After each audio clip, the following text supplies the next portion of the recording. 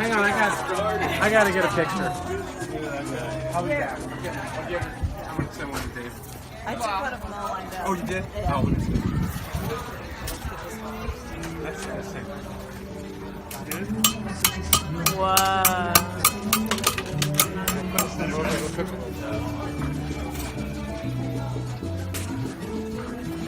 These old bottles, the corks are fragile. 74. Oh, shit. So if we want to kind of take it out slowly so the bottle can correct the pressure on the inside. We were doing this the other night with that old Rioja.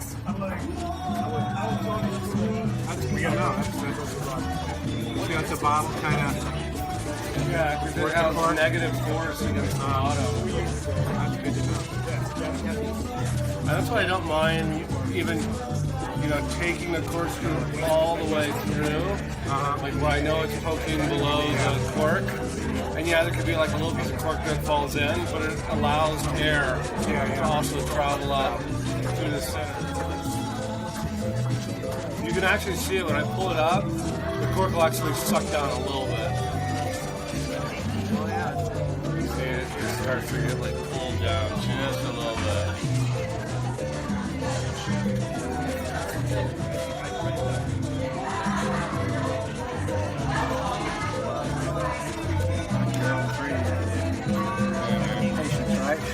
It is. I'm not that patient. Most people aren't. That's why you snap the cork. Yeah, it's not bad. I like how the cork looks up here. You see how it looks pretty good down here. Yeah. So the bottom has a little saturation, but like the top part looks pretty clean. So that's really good. The wax was also completely intact and completely covered the top, which was also key to kind of keeping it preserved. These wax caps can get very delicate, like a little ding, and it'll snap. I mean, you saw how easy it was. I was just kind of slowly hitting that.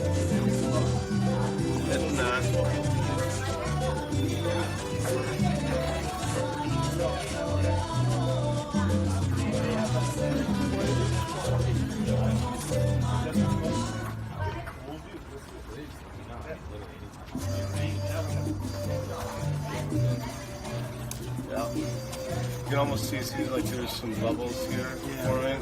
Again, because it's really trying to suck air in.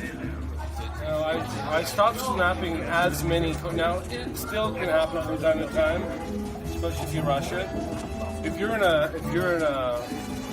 quiet place, like if you're opening it in a cellar, you can actually hear it hissing, and then when you stop and it stops hissing, then you can start pulling on it again. But we don't really have that luxury out here. There's no way I would be able to see it. So would you open it and be able to open like this so that you were nervous? Ooh. Voila. Oh, man.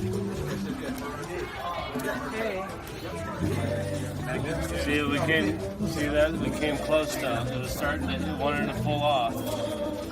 And if we hadn't have let it equalize out, it would have pulled that last little bit off.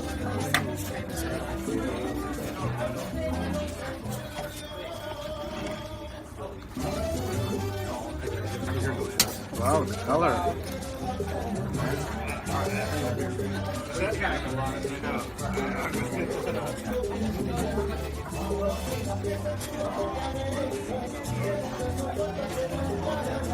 Yeah, really pretty. It's like roasted cherries and roses and dried fruits. Wow. It's a little funky right now. It's going to need to open up a little bit. I wonder if it's got Just a little bites. I love the patience and discipline. If that was me, the fork would have been inside. Yep, that's the hard part. Yeah. Maybe one of the last That color. You think so? Okay. So.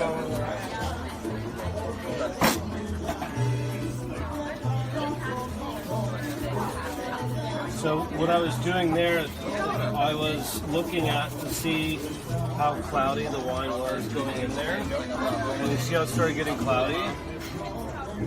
That's why I stopped decanting. And while we have a lot left in there, probably a good 3 glasses or so, we have some cheesecloth that we'll use like with a funnel and maybe even a coffee filter for the last little bit to make sure that we don't have any of the really, really fine particulate matter, which makes our wine cloudy.